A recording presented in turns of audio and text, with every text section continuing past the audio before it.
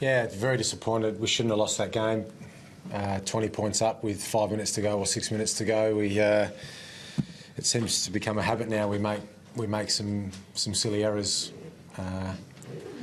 when we shouldn't, and yeah, they made us pay. Kicked the last 4 goals of the game, and so disappointing. I don't want to ever see it again, but I'm sure I will later tonight. We'll review the game, work out ways that we can improve in those situations, because it's happening too many times. Can you put this down to second-year blues? No, this club was around before I was here, 18 months ago. So it's not second-year blues. We're putting ourselves in positions to win. This week, yeah, we didn't kick accurately again, but we're 20 points up with 5 minutes to go. We shouldn't lose that game. We didn't kick straight last week against Fremantle. We beat Geelong. We're 13 points up against West Coast with 2.5 minutes to go and lose the game. So we've got to work out why we have these little brain fades for little 5-minute blocks late in quarters. We talked about it last week as a group that Fremantle scored 6 goals in 2 3-minute bursts last week. This week, Port Adelaide scored the last 4 goals of the game. When we had opportunities to ice it, we had opportunities to just take control of the game, and we squandered them. What is it about those? No, we fought the game out. They were better than us when it mattered, though, which is it's a hard thing to say as an Adelaide Crows coach. But congratulations to Port, because they were the better team for 120 minutes. Felt like we played some good footy, but that second quarter and last quarter were quarters that we allowed them to get on top of us. Sam, you were out there. What's stopping you guys from stopping the opposition on repetitive runs at goal? Yeah, obviously, like Sando said, it has happened before, and we knew the game plan, we knew what to do, but we didn't execute it. I think a few times, I think it was the last 3 centre clearances, Boak sort of walked through and was able to kick it forward, and we also know late in the game how important centre clearances are, and they were able to get it in there and obviously kick the goals. But it's not lack of knowledge. We know what to do. We've trained for it, but we weren't able to execute it. So what are you doing right? If you know what you're supposed to be doing, what aren't you doing right? Oh, just setting up right. Without going into too much detail, just about positioning and stuff like that at centre bounces, and when you get players behind the ball and things like that. But like I said, that wasn't the problem. The problem was we didn't execute it, and we enabled their good players to get off the leash late. Is it the toughest thing to do, Brenton, to know whether you lock it down or whether you still try to win it? Oh no, we do talk about it. We do train for it. So when we're 2 goals up with 2 minutes to go, we know our centre bounce structure. We know how many players we're meant to have behind the ball. We know what we're meant to do when we win the ball. But Port were all over us. They pressured us into making poor errors. Sando, you talk about those silly errors, but there's been a lot of poor luck as well this season. You're a superstitious man? Or? Yeah, Monfrey's bounce was a nice little right-hand turn. If that goes through for a point, maybe we win the game. If a few other things go our way, but it feels like we obviously played the game out. We coached the game out. Felt like we were in a really good position to win the game and just didn't do it. But that's what we'll have to learn through the review this week again. We probably will focus a lot on that last 5 minutes. But the second quarter was really disappointing for me too. We kicked 2 goals, they kicked 7 from 13 entries. We couldn't pressure the ball. They forced us into turnovers in their half, which they punished by score. And then our boys came out and we showed you what we can do. In that third quarter, it's as good as we've played this year. We burst the game open, we scored quickly. It looked like the Adelaide side of 2012 there at times, but we just can't do it consistently enough. Yes, we're young, and yes, we're still giving some guys some opportunities to play, and we saw Grig come on and have a huge impact. Crouch is probably our best player today, in his first season. So there's still a lot of positives there, and we just need some consistency of performance, it seems. So how was it to deal with Wingard? Yeah, he's a good player. He played well again today. He plays half forward, then he goes up onto the wing. We felt like we had the right matchup for him when he was forward, but he did give us some headaches when he was up the grounds, So Van Berlo ran with Boak in the first half, and Hartlett kicked 3 goals in the first half, so we switched that match up. We tried to get Wright to Wingard where we could when he was on the wing. I did like Matty Wright's second half. But yeah, Wingard is a talented young player. He stands up in the last quarter and, he writes the article during the week that he wants to be the big game player, and he certainly showed that he can do it. Is he shaping to be one of those guys that it's really hard to just shut him out of the game? Yeah, he's an important player for him.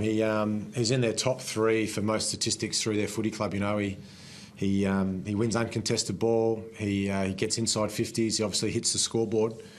He's a talented young player. That's why he went so early in the draft. But we planned for them all. We rated Montfrees. We rate Gray as well.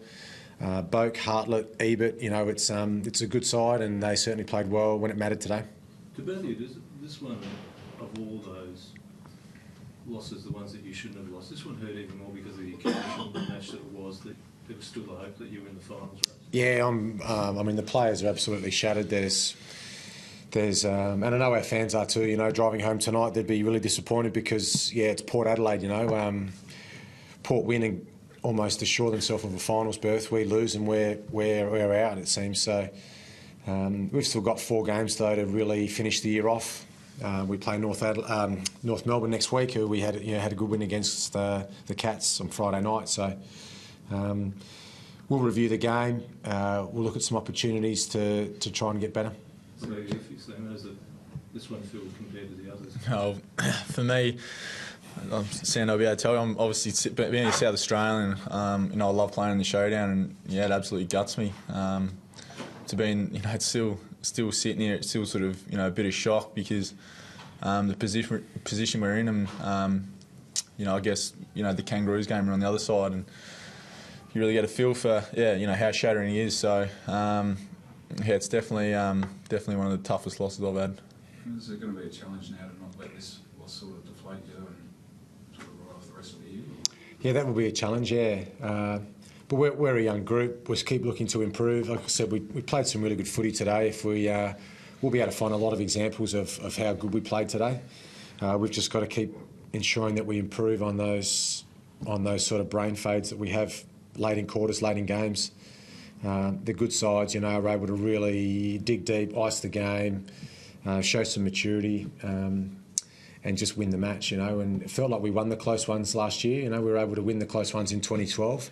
Just feels like this year we're sort of letting them slip a little bit, But you sometimes get some inconsistencies with a young side. But we'll review the game and we'll identify those areas that we need to get better at. What's the deal? Is it skills letting you down late, or is it a mental thing? No, a combination of lots of things. When you watch the last 5 minutes, you'll see there's some instances where, we should just have a bit more poise, a bit more composure, and we just didn't have it. And Source is right. We knew what to do. Just the execution part was the bit that failed. So. Brenton, Lewis Johnson, you've got a dead-eye dick there.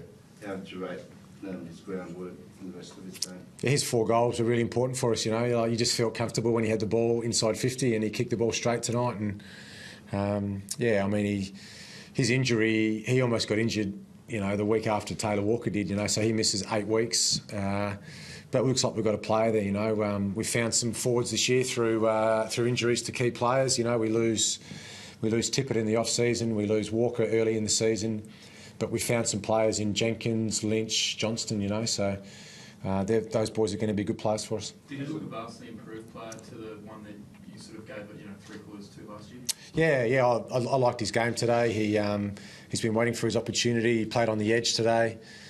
He worked himself into the game really well, and as we said, he kicked the ball straight. He was automatic when he got it, which is great. That's what we need. Would you have liked him to pass it late in the game? To Dangerfield, yeah, maybe. It's he probably felt confident to have the shot. As we said, he's a beautiful kick. He's running towards goal, 45 metres out. Kicks them at training every week. It's one of those football decisions, I guess. If he could have his time again, he probably would have passed it. But sometimes they're just moments in footy that you wish you could have back. Is Lynch okay, or do you have to look at him during the week because of that?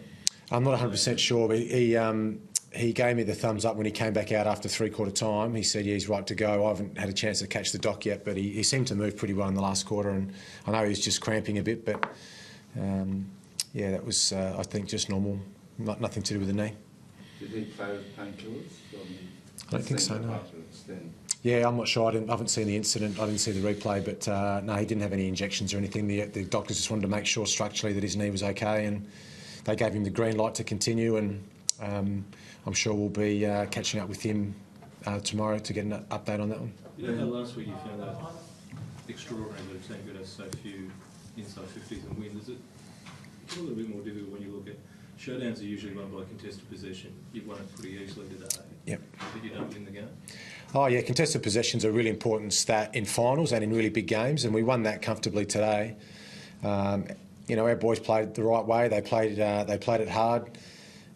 We let them slip through too many tackles though again. There's a couple of really important missed tackles in that last quarter at half-back I can remember where they slipped through two of us and went down and scored. But that's an area that we're always working on, you know. Our boys smash each other each week at training through tackling drills and stuff, but we've just got to stick them when they count. Sam, when they threw Jackson Trengrove into the ruck at the end of the game, that sort of throw you around a bit? No, not really. Last year they put Jacko in there. I know they've been using Westhoff lately, but Jacko's played a bit of ruck, you know, anyway, so no, not really. So you were ready for it? Yeah, I was, yeah. It was highly effective though, wasn't it? Yeah, he was. I guess, you know, he'd been down back all game. He did come in pretty fresh. You know, we had, Lobie took a lot of the ruck for them. So, and I guess Westhoff's, you know, he plays that high sort of work rate game. So I guess it was a good move by Hinkley to put Trengrove in there because obviously he's a bit fresher than the other boys. So is it too easy to say it just hasn't been the right year for Adelaide, or do players have to look at themselves and say maybe they didn't give enough this year? We're definitely not shying away from it, especially us as a leadership group. You know, like Sando said, last year we prided ourselves on winning the close ones, and that's something as a group we want to be renowned for. And you know, we haven't been able to execute it this year when it's really mattered. So, like he said, it's not just you know, the last quarters. It's been a pattern of ours that we haven't been finishing quarters off really strong. So that's something we need to address because you know, you look at Richmond last year, they you know, they didn't win the close ones and, you know, cost them finals place ultimately. So it's something we need to work at and get better at very quickly.